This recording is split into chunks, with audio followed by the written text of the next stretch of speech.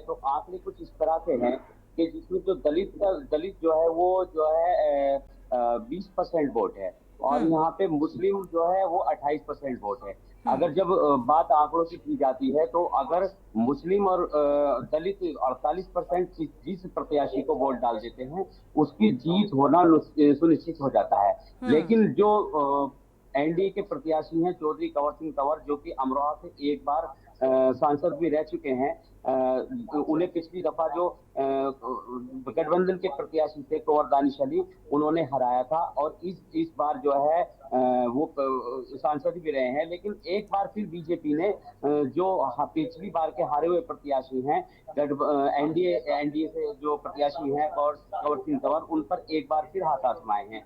लेकिन हम्म। अगर इस वक्त जो है सबसे ज्यादा जो आधारभूत है इस सीट का, वो जो है मुस्लिम वोटर्स पे जाता है, क्योंकि दलित समाज जो है वो सीधा जो है मायावती को वोट करेगा, और जो इसके कैंडिडेट हैं मुजाहिद हुसैन चौधरी, उनको वोट करेगा। हम्म। क्योंकि वो मायावती का जो वोट बैंक है वो अपनी जगह जो है स्थिर रहता है, वो कहीं जाता नहीं है।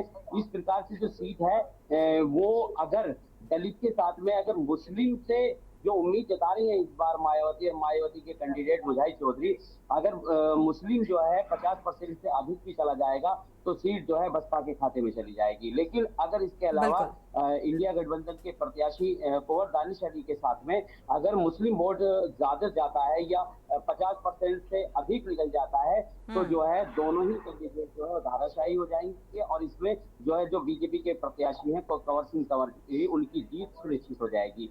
तो हम्म। अगर देखा जाए तो फिलहाल जो है स्थिति अमरोहा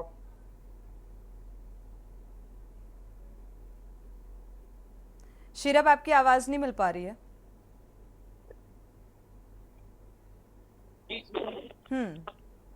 वोटर का जो रुख है वो किधर की तरफ जा रहा है, जब तक ये कह देना बेकार है। हम्म। लेकिन अभी जो है मुकाबला जो है कांटे की टक्कर है। तीन जो वोटर थे उसका अभी भापना बहुत मुश्किल काम हो रहा है। हालांकि कल प्रधानमंत्री जो है उनके आगमन पर जो कंवर सिंह तंवर हैं उनके लिए वोटों की अपील की थी, और पूरी तरह से जीत का मूल मंत्र भी दिया था। साथ में मुख्यमंत्री ने भी अपने संबोधन में कहा था कि हम्म। जो जनता पिछली दफा हमें अपेक्षाएं थी अमरोहा की जनता से, इस बार भी उससे अधिक अपेक्षाएं लेकर मैं आपके बीच मौजूद हूं।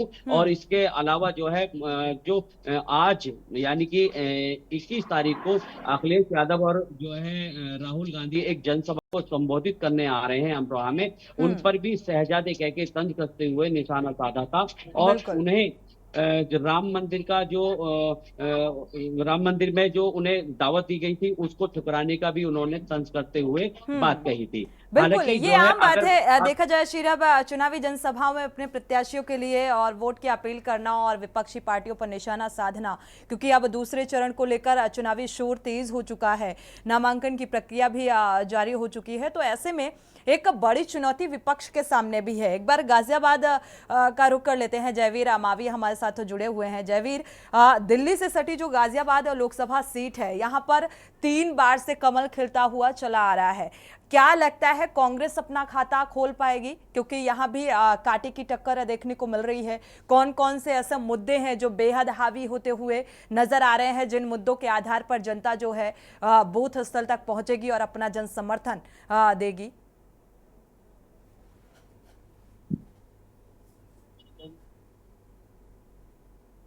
जैसे थोड़ी यहाँ पर अगर हम गाजियाबाद जनपद की बात करते हैं, गाजियाबाद लोकसभा सीट की बात हम्म। अनम्यूट कर लीजिए।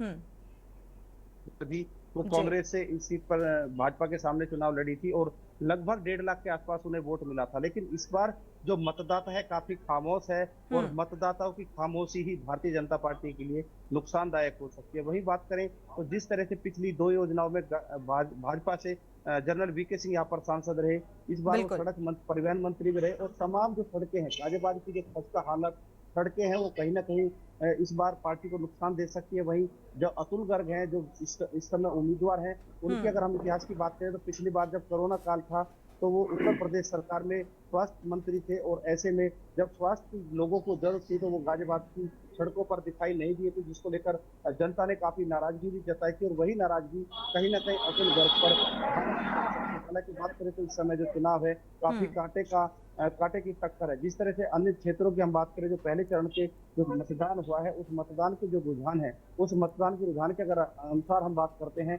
तो कहीं ना कहीं जिस तरह से जो ठाकुर बाहुल्य जो गांव है वहां पर मतदान का जो प्रतिशत है काफी धीरे रहा और लोगों ने मतदान नहीं किया है। यदि ऐसे में गाजियाबाद में भी वही परंपरा चलती है, मतदाता नहीं निकलते हैं, तो भारतीय जनता पार्टी को बड़ा नुकसान हो सकता है, बदलाव की स्थिति हो सकती है। लेकिन जो भाजपा के जो कार्यकर्ता काफी जो उत्साहित कह सकते हैं कि वो पूरी तरह से उसमें है कि भाजपा यहाँ से सीट निकाल सकते हैं, क्योंकि पिछली बार जो जीत का अंतर था वो लगभग 5 लाख से ज्यादा का था। तो उसी को आधार मानकर भाजपा के कार्यकर्ता लगभग कह सकते हैं कि इतना जोश, इतना उत्साह उनमें दिखाई नहीं दे रहा है। और केवल एक परंपरा की बात कर ले तो लोगों के मन में एक अपेक्षा है, जो भाजपा के कार्यकर्ता उनके अनुसार जो भाजपा की सीट है वो निकल जाएगी तो जिस तरह अतुल गर्ग जो यहाँ पर उम्मीदवार, उनका जो अंदरूनी जो विरोध है वो काफी बड़े स्तर पर है। वहीं जो कांग्रेस की जो उम्मीदवार है डॉली शर्मा, उन्होंने साफ तौर पर अतुल गर्ग पर भूमाफिया होने के आरोप लगाए थे। जब उनसे सवाल किया गया था तो उन्होंने कहा कि सवाल कोई भी उठा सकता है, लेकिन इन बातों में सत्यता नहीं। हालांकि उन्होंने इस बात को नकारा भी नहीं है, लेकिन स्वीकार भी नहीं किया। तो कहीं ना कहीं जिस तरह से लगातार जो गाजियाबाद में राजनीतिक हवा चल रही है, ये जो राजनीतिक बयान है, ये ऊँट किस करवट बैठेगा ये तो आने वाला समय ही बता पाएगा। लेकिन जो जनता है, जिस तरह से जो जनता की जो खामोशी है वो कहीं ना कहीं एक बड़े बदलाव की इस बार देखा जाए तो पहले चरण में भी कुछ ऐसा ही देखने को मिला, क्योंकि जनता की खामोशी, और ये बात भी बताती है ये खामोशी कि अब जो मतदाता है वो कितने जागरूक हो चुके हैं। अनिल मीणा का रुख कर लेते हैं बुलंदशहर का, क्योंकि 7 विधानसभा वाले इस बुलंदशहर लोकसभा सीट भी बेहद अहम, और इसके भी जातीय समीकरण के आधार पर इसे देखा जाए या जो किसानों का मुद्दा रहा, यहाँ पर किसानों की अपने मुद्दे हैं, अपने कई विकास मुद्दों के आधार पर एक जो जनता का रुख है अनिल मीणा, वो क्योंकि पहले चरण में कई जगहों से ऐसी तस्वीरें देखने को मिली जहां पर सन्नाटा पसरा रहा, लोग अपने घर मकानों से, फ्लैट से बाहर निकल कर नहीं आए, अपने मताधिकार का प्रयोग नहीं किया। तो ये शायद ये एक चीज, एक फैक्टर निकल कर सामने आ रहा है जो अब राजनीतिक या भारतीय जनता पार्टी का जिक्र करें या विपक्षी पार्टियों का, इनकी चिंताएं जरूर बढ़ा सकता है। जी देखिए, बिल्कुल मैं आपको बता दूं, जनपद बुलंदशहर की अगर बात करते हैं, जनपद बुलंदशहर में लगातार जिस तरह से तीसरी बार बीजेपी ने जो डॉक्टर भोला सिंह पर दाव खिला, वो कहीं ना कहीं एक लोगों को काफी नाराजगी थी। और अंदर खाने की अगर बात करें तो लोगों में अब भी काफी नाराजगी है, क्योंकि जिस तरह से जो कल उत्तर प्रदेश के मुख्यमंत्री ने जनसभा करी थी, तो उस जनसभा में तमाम कुर्सियां जो बताया जो उसमें थी खाली रहेगी थी करीब। ठीक है अनिल मीणा, आपका वापस से रुख करेंगे, कानपुर का रुख करते हैं, जहां पर प्रत्याशी हैं भारतीय जनता पार्टी के रमेश अवस्थी, केशव प्रसाद जब से डबल इंजन की सरकार आई है पहुंचे हुए हैं, क्या कुछ कह रहे हैं? देश में माननीय प्रधानमंत्री जी के रूप में नरेंद्र मोदी प्रधानमंत्री बने हैं और उत्तर प्रदेश में माननीय योगी आदित्यनाथ जी मुख्यमंत्री बने हैं। तब से कानपुर के विकास के पहिए की गति आगे बढ़ी है, उसी गति को हमें आगे बढ़ाना है। माननीय सांसद जी हमारे पचौरी जी यहाँ उपस्थित हैं, उन्होंने कानपुर के विकास में काफी बड़ा योगदान दिया है। जो कानपुर के उनके जो शेष उनके बचे हुए काम है, हमारी जिम्मेदारी है मैं उन कामों को भी पूरा करूं। साथियों, कानपुर का वैभव, कानपुर का गौरव दोबारा वापस आए, ये हम सब चाहते हैं। लेकिन मैं चाहता हूं कि कानपुर का मॉडल, कानपुर का विकास का मॉडल कानपुर के लोग तय करें।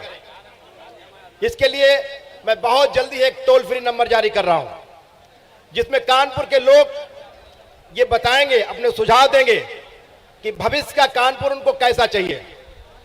और उस मॉडल के बाद मैं और हमारे जनप्रतिनिधि सभी लोग माननीय प्रधानमंत्री जी से, माननीय मुख्यमंत्री जी से, माननीय हमारे डिप्टी सीएम माननीय केशव मौर्य जी से, सभी वरिष्ठों से ये अनुरोध करेंगे कि कानपुर के लोग भविष्य का कानपुर ऐसा चाहते हैं। और मुझे पूरा भरोसा है कि माननीय प्रधानमंत्री जी जो कानपुर के लोग जो विकास का मॉडल बनाएंगे उसे अपनी स्वीकृति देंगे, ऐसा मुझे भरोसा है। और उसका भी मेरे पास एक आधार है। मैं पिछले करीब 17-18 दिनों से लगातार अपने सभी मंडल के कार्यकर्ताओं से मैंने भेंट की। जो हमारे 18 मंडल हैं उनमें मैं गया, तमाम स्कूल, कॉलेज, मलिन बस्तियों में, फैक्ट्रीज में, मैं हर जगह कानपुर में गया। और कानपुर में जब मेरे जाने के बाद मुझे एक बात स्पष्ट हुई, वो ये कि कानपुर की जनता के मन में मोदी है और मोदी के मन में कानपुर है। इसलिए अब ये विकास होना तो निश्चित है। साथियों, माननीय प्रधानमंत्री जी आज हमारे देश के प्रधानमंत्री हैं, जो हम गौरव से कहते हैं कि जब हम विदेश जाते हैं और जब वहां लोग ये कहते हैं, पिछली बार में मैं जब लंदन गया था तो वहां के लोग पूछ रहे थे कि भाई आपके प्रधानमंत्री जी ने ऐसा क्या जादू कर दिया कि आपकी अर्थव्यवस्था हमारे ब्रिटेन की अर्थव्यवस्था से भी बड़ी अर्थव्यवस्था हो गई। आपके प्रधानमंत्री में ऐसा क्या जादू है जो भारत की दिशा और दशा पलट दी। तो मैंने ये कहा कि आज आप देख रहे होंगे मोदी जी की गारंटी। हमने कहा मोदी जी की गारंटी में भी गारंटी है। साथियों, देश नहीं पूरी दुनिया में इकलौते एक ऐसे नेता हैं जो कहते हैं सपने आपके और संकल्प हमारा। दुनिया में और कोई नेता ऐसा नहीं कहता। हर नेता कहता है कि सपना भी हमारा और संकल्प भी हमारा, लेकिन माननीय प्रधानमंत्री जी कहते हैं सपना आप देखिए, उसको पूरा हम करेंगे। साथियों, हमारे बुजुर्गों ने, आपने एक सपना देखा कि कभी राम मंदिर का निर्माण हो, रामलला स्थापित हो, लेकिन हमारे बुजुर्ग ये सपना देखते देखते स्वर्ग सिधार गए, क्योंकि उस समय सीधी तस्वीरें अपने प्रत्याशी के समर्थन में चुनावी जनसभा को संबोधित करेंगे आपसे कुछ ही देर बाद, क्योंकि बीजेपी से प्रत्याशी हैं और यहां पर एक लंबे अरसे बाद देखा जाए, अब पत्रकारिता के बाद, हालांकि राजनीति में रुचि पहले से ही रही है, छात्र जीवन से ही, और अब राजनीति में दस्तक दी है। रमेश अवस्थी ने बीजेपी से प्रत्याशी हैं और इस कार्यक्रम में पहुंचे हुए हैं डिप्टी सीएम केशव प्रसाद मौर्य, साथ ही सत्यदेव पचौरी और तमाम भारतीय जनता पार्टी के जो वरिष्ठ नेता हैं। तो रमेश अवस्थी जो कि भारतीय जनता पार्टी के प्रत्याशी हैं, उनको माला पहनाकर स्वागत भी किया डिप्टी सीएम ने।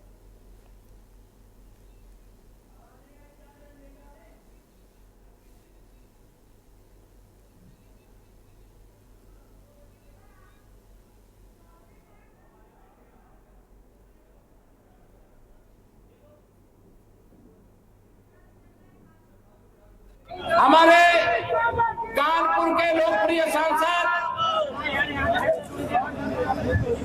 और जिन लोग के साथ उत्तर प्रदेश मंत्री परिषद में भी मुझे काम करने का मौका मिला, ऐसे आदरणीय सत्यदेव पचौरी जी भी मंच पर मौजूद हैं। इस शहर की प्रथम नागरिक महापौर आदरणीय प्रमिला पांडे जी, हमारे क्षेत्रीय अध्यक्ष और संगठन के बड़े जानकार श्री प्रकाश पाल जी भी मंच पर मौजूद हैं।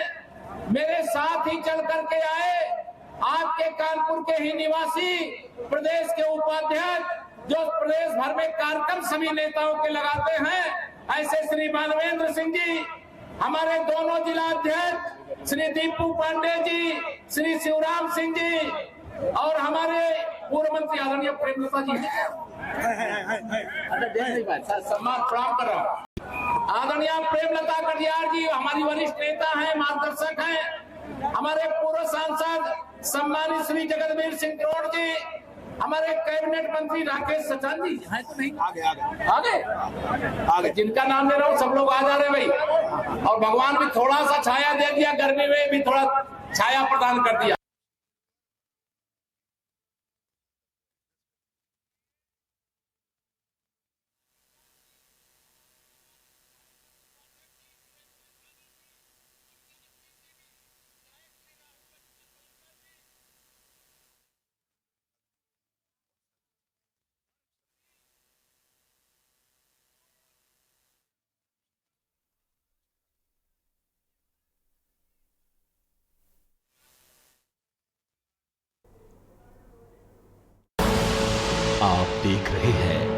की न्यूज, खबरों का सारथी।